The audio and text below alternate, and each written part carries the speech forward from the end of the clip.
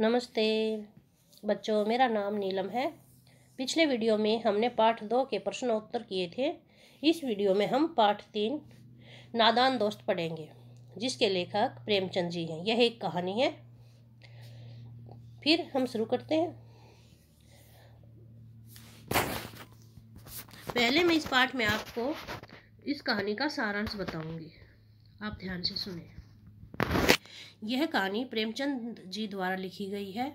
इस कहानी के माध्यम से प्रेमचंद जी ने 2 बहन भाइयों के वार्ता को दर्शाया है, जो एक छोटी चिड़िया के बच्चों को लेकर वह समझाता है कि जो चिड़िया के छोटे बच्चे हैं वो किस तरह से अंडों से बाहर निकलेंगे, किस तरह से उड़ेंगे, क्या उनका खाना होगा, वे कैसे रहेंगे। इस बारे में दोनों बहन भाई बात करते हैं। तो अभी पाठ शुरू करते हैं। केशव के घर कार्निस के ऊपर एक चिड़िया ने अंडे दिए थे। कार्निस होता है छज्जा। केशव और उसकी बहन श्यामा दोनों बड़े ध्यान से चिड़िया को वहां आते जाते देखा करते। सवेरे दोनों आंख मलते कार्निस के सामने पहुंच जाते और चिड़ा और चिड़िया दोनों को वहां बैठा पाते। उनको देखने में दोनों बच्चों को न मालूम क्या मजा मिलता। दूध और जलेबी की सुध भी न रहती थी। दोनों के दिल में तरह तरह के सवाल उठते। अंडे कितने बड़े होंगे, किस रंग के होंगे, कितने होंगे, क्या खाते होंगे, उनमें से बच्चे किस तरह निकल आएंगे, बच्चों के पर कैसे निकलेंगे, घोंसला क्या है। लेकिन इन बातों का जवाब देने वाला कोई नहीं। न अम्मा को घर के काम धंधों से फुर्सत थी, न बाबूजी को पढ़ने लिखने से। दोनों बच्चे आपस ही में सवाल जवाब करके अपने दिल को तसल्ली दे लिया करते थे। श्यामा कहती, क्यों भैया, बच्चे निकलकर फुर से उड़ जाएंगे। केशव विद्वानों जैसे गर्व से कहता, नहीं री पगली, पहले पर निकलेंगे, बगैर परों के बेचारे कैसे उड़ेंगे। श्यामा, बच्चों को क्या खिलाएगी बेचारी। केशव इस पेचीदा सवाल का जवाब कुछ न दे सकता था। इस तरह 4 दिन गुजर गए। दोनों बच्चों की जिज्ञासा दिन दिन बढ़ती जाती थी। अंडों को देखने के लिए वे अधीर हो उठते थे। उन्होंने अनुमान लगाया कि अब जरूर बच्चे निकल आए होंगे। बच्चों के चारे का सवाल अब उनके सामने आ खड़ा हुआ।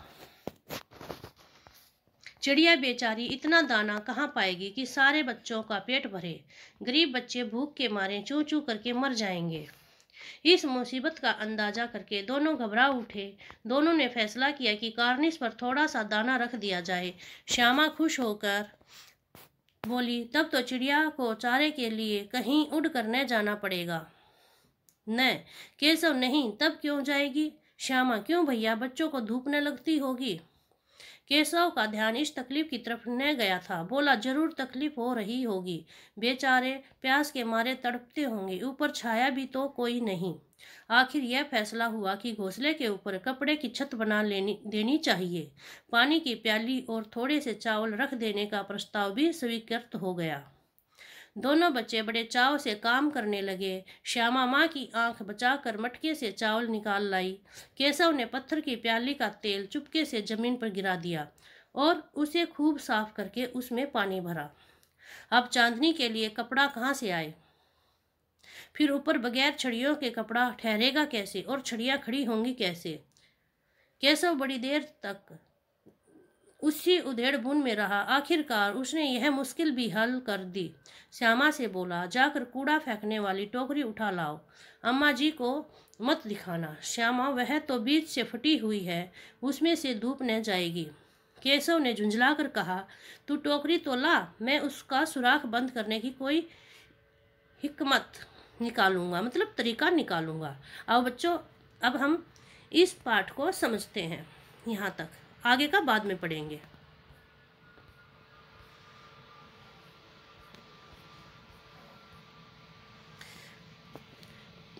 केशव के घर कार्निस के ऊपर लेखक जी कहते हैं कि जो केशव और श्यामा नाम के 2 बहन भाई थे, उनके घर के ऊपर एक छज्जा बना हुआ था और उस छज्जे के ऊपर एक चिड़ा और चिड़िया दोनों आके बैठते और बैठे हुए चिड़ा चिड़िया को दोनों बहन भाइयों ने देख लिया और दोनों बहन भाई उनको तब तक देखते रहते जब तक वे वहाँ बैठे रहते थे।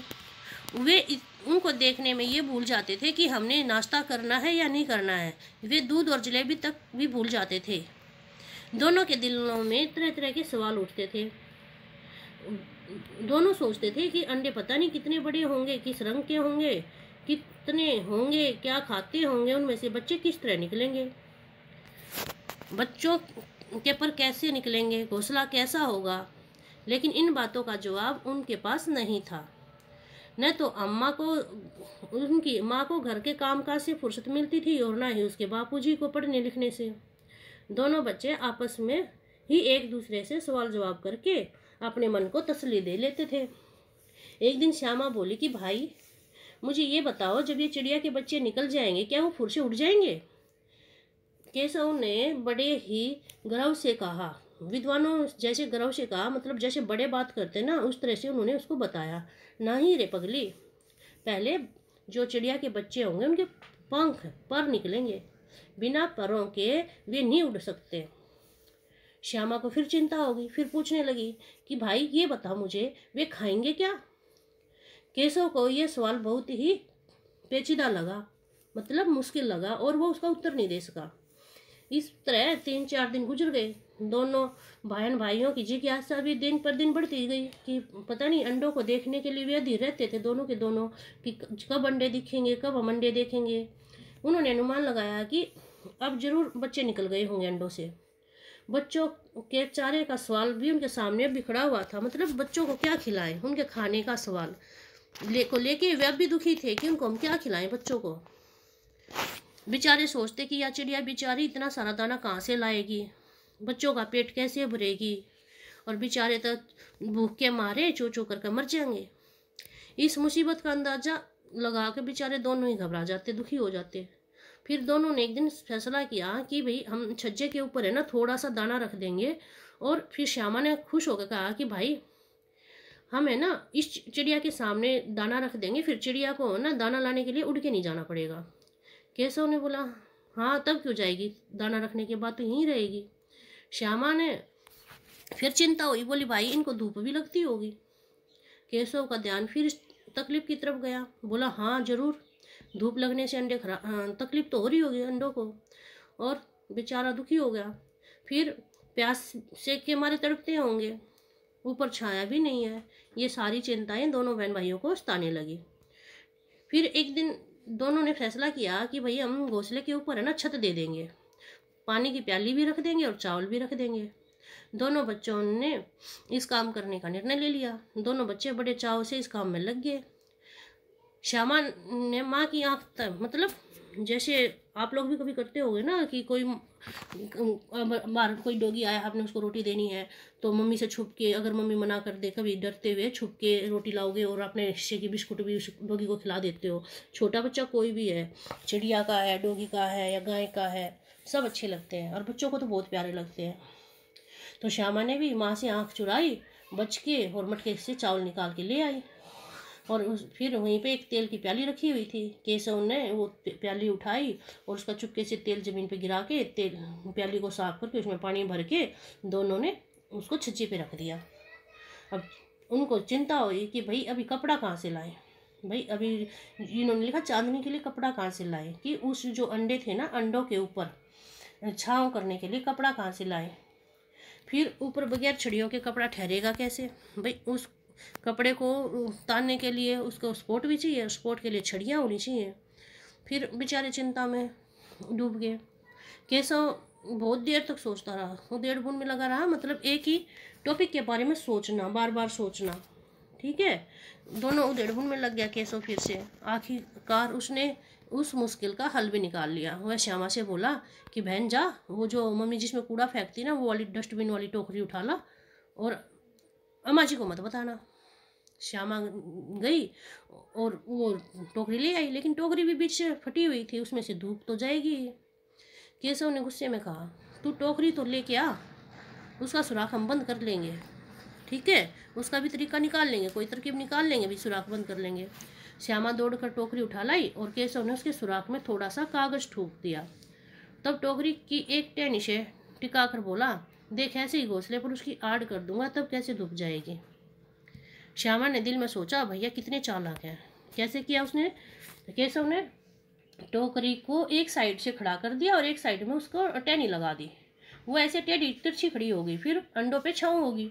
तो ऐसा करके उसने दिखाया कि देख मैंने ऐसे कर दिया है और अब इसके ऊपर धूप नहीं जाएगी अंडों पे। तो वो खुश हो गई। अगला पैराग्राफ पढ़ेंगे। गर्मी के दिन थे, बाबूजी दफ्तर गए हुए थे। अम्मा दोनों बच्चों को कमरे में सुलाकर खुद सो गई थी, लेकिन बच्चों की आंखों में आज नींद कहाँ। अम्मा जी को बहलाने के लिए दोनों दम रोके आंख बंद किए मौके का इंतजार कर रहे थे। जो ही मालूम हुआ कि अम्मा जी अच्छी तरह से सो गई है, दोनों चुपके से उठे और बहुत धीरे से दरवाजे की चिटकनी खोलकर बाहर निकल आए। अंडों की हिफाजत की तैयारियां होने लगी। केशव कमरे से एक स्टूल उठा लाया, लेकिन जब उससे काम न चला तो नहाने की चौकी लाकर स्टूल के नीचे रखी और डरते डरते स्टूल पर चढ़ा। इसमें लेखक ने बताया है कि जब उसने छज्जे पे अंडे दिए थे चिड़ा और चिड़िया ने, उस टाइम पे गर्मी के दिन थे और केशव के जो बापूजी हैं वो दफ्तर गए हुए थे और दोनों की माँ उनको कहीं बाहर जाने से मना कर रखा था कि दोनों बच्चों को दोपहर में धूप ना लगे, गर्मी ना हो उनको, तो वो सुला देती थी उनको। अम्मा ने दोनों बच्चों को सुला दिया और खुद भी सो गई। लेकिन केशव और श्यामा कहाँ सोने वाले थे, उनको नींद क्यों आएगी? क्यों? उन्होंने तो चिड़िया के अंडे की सेवा करनी थी, उनको देखना था। तो उन्होंने दोनों ने सोने का नाटक किया। जब उसकी माँ सो गई तो दोनों उठे और चुपके से कुंडी खोलकर बाहर निकल गए। अंडों की हिफाजत की तैयारियां होने लगी कि भाई अंडों को कैसे हिफाजत से रखा जाए ताकि उनको धूप ना लगे। ठीक है। फिर केशव कमरे से एक स्टूल उठा लाया, लेकिन उसने सोचा कि मैं स्टूल पे चढ़ के देख लेता हूँ, अंडों के उधर ऊपर टोकरी रख दूंगा। तो स्टूल पे चढ़ के देखने लगा तो उसका हाथ नहीं गया। फिर उसने उसको ऊंचा उठाने के लिए चौकी लेके आया बाथरूम से। ठीक है। फिर चौकी रखी, स्टूल रखा और उसके ऊपर चढ़ गया। श्यामा ने दोनों हाथों से स्टूल को पकड़ा। स्टूल की चारों टांगें बराबर न होने के कारण जिस तरफ ज़्यादा दबाव जाता उसी तरफ वह हिल जाता। उस वक्त केशव को कितनी तकलीफ उठानी पड़ती थी, यह उसी का दिल जानता था। दोनों हाथों से कार्निश पकड़ लेता और श्यामा को दबी आवाज़ से डांटता, अच्छी तरह पकड़ वरना उतर कर बहुत मारूंगा। श्यामा बेचारी छोटी थी, केशव बड़ा था, तो बड़ेपन का भी फायदा उठा रहा था। अपने बहन को बार बार डांट रहा था, धमका रहा था कि चुपचाप पकड़ ले इसको, आराम से ध्यान से पकड़ ले, नहीं तो मैं गिर जाऊंगा और मैं नीचे उतरा तो तुझे बहुत मारूंगा। मगर बेचारी श्यामा का दिल तो ऊपर कार्निश पर था। श्यामा छोटी थी तो उसका तो मन कर रहा था कि वो भी छज्जे पे चढ़े और अंडों को देखे। क्या करती बेचारी का ध्यान बार बार उधर ही चला जाता और हाथ ढीले पड़ जाते। केशव ने ज्यों ही कार्निश पर हाथ रखा, दोनों चिड़िया उड़ गई। केशव ने जैसे ही छज्जे पर हाथ रखा, दोनों चिड़िया उड़ गई केशव से डर के। केशव ने देखा कि कार्निश पर थोड़े तिनके बिछे हुए हैं और उन्हीं पर 3 अंडे पड़े हुए हैं। देखो, उसने जो चिड़िया ने अंडे दिए थे छज्जे के ऊपर, उन्होंने अपनी सहूलियत के अनुसार जैसी उनकी सुविधा थी तिनके रख के घास के उनके ऊपर उन्होंने अंडे दिए, क्योंकि पक्षी है, नेचुरल है बेटा, वो तो ऐसे ही करेंगे। ठीक है। लेकिन जो मानव है उस जितनी सुख सुविधाएं नहीं जुटा पाते हैं। तो अभी केशव ने देखा कि अरे ये तो बेचारे थोड़ी सी तिनकों पे बिछे पड़े हुए हैं, तिनके बिछे पड़े हुए हैं और उस पर अंडे रखे हुए हैं। उससे वो देखा नहीं गया। उसने सोचा इसके नीचे कुछ गद्दा रख दे हम। ठीक है। उसने श्यामा से नीचे पूछा कि बच्चे हैं भैया? केशव बोला कि 3 अंडे हैं, अभी बच्चे नहीं निकले हैं। ठीक है। और वो उसको क्या कहता है श्यामा को कि जाके एक कपड़ा ले आ। चिथड़ा होता है कपड़ा, मतलब छोटे कपड़े को हम चिथड़ा कहते हैं। तो उसको बोलता जाके कपड़ा ले आ ताकि मैं नीचे बिछा दूं और बेचारे अंडे तिनकों पर पड़े हैं यहाँ पे और उनको मतलब आराम मिल जाएगा। बच्चे थे, उनको पता नहीं था, लेकिन उनकी जिज्ञासा थी कि वो उनको अच्छी से देखभाल करें और वो अपनी तरफ से पूरी कोशिश कर रहे थे कि उन अंडों को अच्छी तरह से देखभाल करें ताकि जब उनके बच्चे निकले तो उनको कोई कष्ट ना हो। ठीक है। श्यामा दौड़कर अपनी पुरानी धोती फाड़ कर एक टुकड़ा लाई। केशव ने झुककर कपड़ा ले लिया और उसकी कई तय करके उन अंडों के नीचे रख दी गद्दी बना के, और फिर 3 अंडे उठाकर धीरे से उस पर रख दिए। श्यामा ने फिर कहा कि हमको भी दिखा दो भैया। केशव, दिखा दूंगा, पहले जरा वह टोकरी तो दे दो, ऊपर छाया कर दूं। श्यामा ने टोकरी नीचे से थमा दी और बोली, अब तुम उतर आओ। मैं भी तो देखूं। केशव ने टोकरी की एक टह नीचे टिकाकर कहा, जा दाना और पानी की प्याली ले आ, मैं उतर आऊं तो तुझे दिखा दूंगा। श्यामा प्याली और चावल भी ले आई। केशव ने टोकरी के नीचे दोनों चीज रख दी और आहिस्ता से नीचे उतर आया। श्यामा ने गिड़गिड़ाकर कहा, अब हमको भी चढ़ा दो भैया। केशव, तू गिर पड़ेगी। बेचारी श्यामा की भी जिज्ञासा थी कि वह उन अंडों को देखे। ठीक है, उसने अपने भाई को विनती कर कर कहा बार बार, भाई मुझे भी चढ़ा दे, मुझे भी दिखा दे। लेकिन केशव बड़ा था, भाई मनमानी करेगा। ठीक है, बोला नहीं तू गिर पड़ेगी। उसको चिंता भी थी अपनी बहन की, कभी गिर जाएगी तो चोट लग जाएगी, फिर मम्मी डांटेगी। ठीक है, इसी वजह से श्यामा, फिर नहीं गिरूंगी भैया, तुम नीचे से पकड़े रहना। केशव, ना भैया, कहीं तू गिरा पड़ी तो अम्मा जी मेरी चटनी ही कर डालेगी। बेचारे ने अपनी मम्मी का भी डर लग रहा था कि अगर मेरी छोटी बहन गिर गई तो मम्मी मुझे डांटेगी, कहेगी कि तूने ही चढ़ाया था। क्या करेगी देख कर। अब अंडे बड़े आराम से हैं, जब बच्चे निकलेंगे तो उनको पालेंगे। केशव बोला कि क्या करेगी तू अंडे देख के। जब वे अंडे अब जो मैंने रखे हैं ना, बड़े आराम से रख दिए हैं अपनी जगह पे, और जब उनके से बच्चे निकलेंगे ना तो उनके बच्चों को पालेंगे। दोनों चिड़िया बार बार कार्निश पे आती और बगैर बैठे ही उड़ जाती थी। केशव ने सोचा, हम लोगों के डर से नहीं बैठती। स्टूल उठाकर कमरे में रखाया, चौकी जहाँ की थी वहाँ रख दी। वैसे देखो बच्चे कितने समझदार भी हैं कि जो चीज़ जहाँ से ली जाती है उसको वहीं रखना होता है। तो उन्होंने स्टूल को भी अंदर रख दिया और चौकी बाथरूम में जाके वापस रख दी। आप भी रखते हो ना, जो चीज़ जहाँ से लेते हो वहीं रख देते हो ना।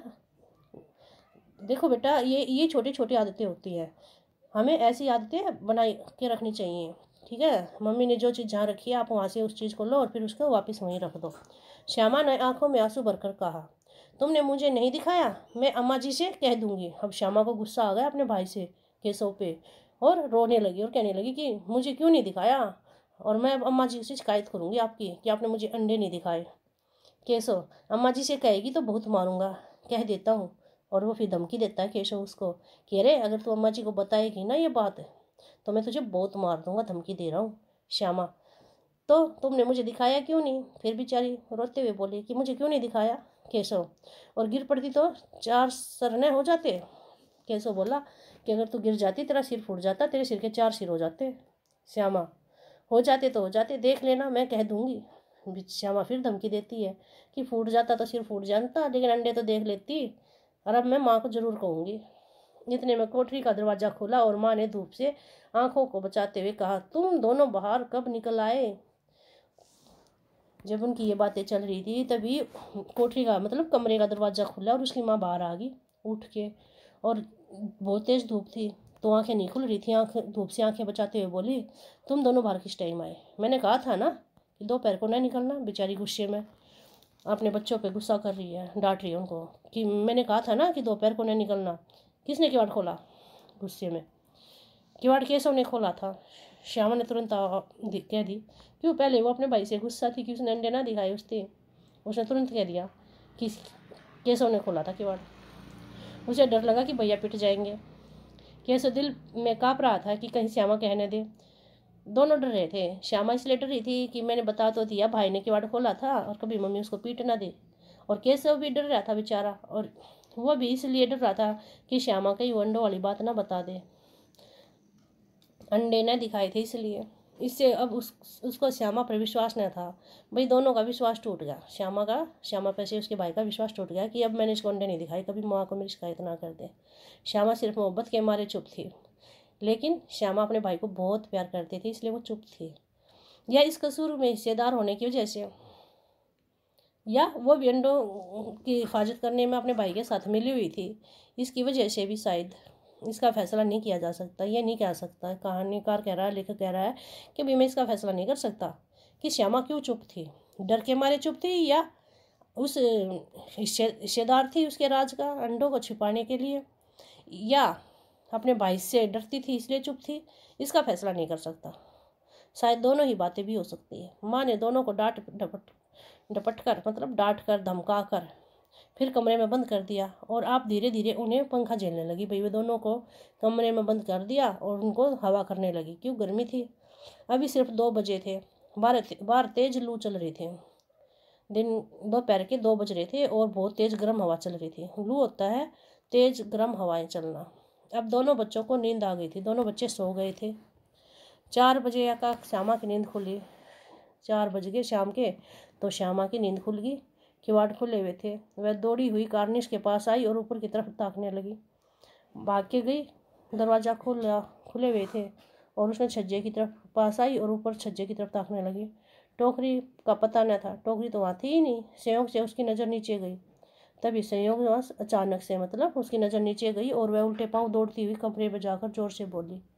उसने नीचे देखा और वह वापस दौड़ती हुई कमरे में गई और अपने भाई को जोर से बोली, भैया अंडे तो नीचे पड़े हैं, बच्चे उड़ गए हैं। उसको ये नहीं पता था कि अंडे फूटे हुए हैं। उसने सोचा अंडे फूट गए और उनसे बच्चे निकल के उड़ गए। केशव घबराकर उठा और दौड़ा हुआ बाहर आया तो क्या देखता है कि तीनों अंडे नीचे टूटे पड़े हुए हैं। केशव बेचारा घबरा गया, चिंता होगी उसको, डर गया।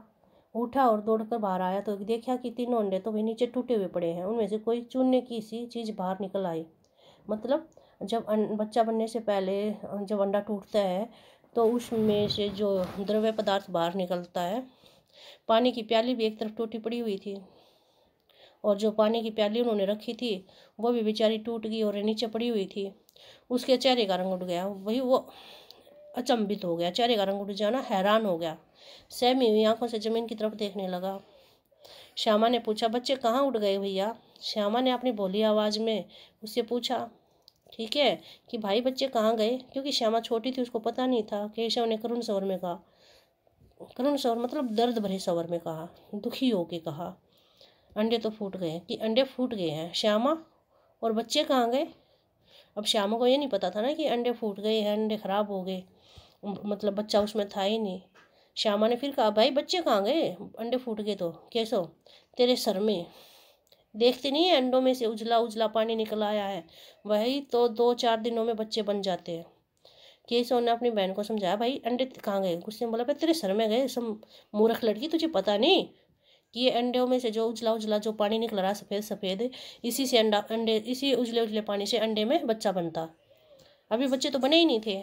माँ ने सोटी हाथ में लिए हुए पूछा, तुम दोनों वहाँ धूप में क्या कर रहे हो? इतने में बेचारा की माँ आ गई और हाथ में डंडा लेते हुए उनको दिखाते हुए बोली, तुम दोनों यहाँ धूप में क्या कर रहे हो? श्यामा ने फिर कहा, अम्मा जी चिड़िया के अंडे टूटे पड़े हैं। माँ ने आकर टूटे अंडों को देखा और गुस्से में बोली, तुम लोगों ने अंडों को छुआ होगा, कि तुम लोगों ने अंडों को छुआ है? अब तो श्यामा को भैया पर जरा भी तरस ना आया और श्यामा को बिल्कुल भी अपने भाई पर तरस नहीं आया। और उसने कह दिया, उसी ने शायद अंडों को इसी तरह रख दिया कि वह नीचे गिर पड़े। कि हाँ, भाई ने छुआ था और भाई ने शायद इस तरह अंडों को रख दिया कि वह नीचे गिर गए। इसकी उसे सज़ा मिलनी चाहिए। बोली, इन्होंने अंडों को छेड़ा था अम्मा जी? बोला, हाँ। माँ ने केशव से पूछा, क्यों रे? केशव भीगी बिल्ली बना खड़ा था, मतलब डरा हुआ खड़ा था बेचारा केशव। एक तो अंडे टूटने का डर, एक माँ का डर। बेचारा भीगी बिल्ली तो बनेगा ही, डर तो गई। माँ, तू वहाँ पहुँचा कैसे? भाई तू वहाँ पहुँचा कैसे? वहाँ छज्जे तक तेरे हाथ कैसे गए? श्यामा बोली, चौकी पर स्टूल रखकर चढ़े अम्मा जी। देखो श्यामा कितनी शैतान है? अब भाई के ऊपर सारी डाल दी, उसको अंडे नहीं दिखाए तो, और डंडा टूट गया तो अपने भाई पे सारा कसूर भाई का बता दिया कि चौकी पर स्टूल रखकर चढ़ा अम्मा जी। कैसे तू स्टूल थामे नहीं खड़ी थी क्या? श्यामा, तुम्ही ने तो कहा था। माँ, तू इतना बड़ा हुआ, तुझे अभी इतना भी नहीं मालूम कि छूने से चिड़ियाओं के अंडे गंदे हो जाते हैं, चिड़िया फिर उन्हें नहीं सेती। श्यामा ने डरते डरते पूछा, तो क्या चिड़िया ने अंडे गिरा दिए हैं अम्मा जी? माँ, और क्या करती, केशव के सिर इसका पाप पड़ेगा। हाय हाय, 3 जाने ले ली दुष्ट ने।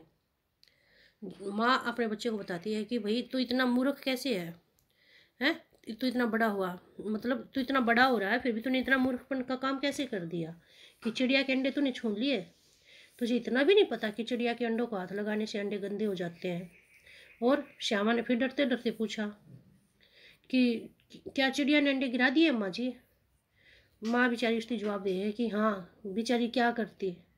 केशव ने उसके अंडों को हाथ लगा दिया और केशव के हाथ लगाने से अंडे गंदे हो गए और चिड़िया उनको नहीं सेती, इसलिए उसने अपने बच्चों को गिरा दिया, अंडों को गिरा दिया। और अब इसका पाप किसको लगेगा? केशव को लगेगा। इस दुष्ट ने 3 जान ले ली।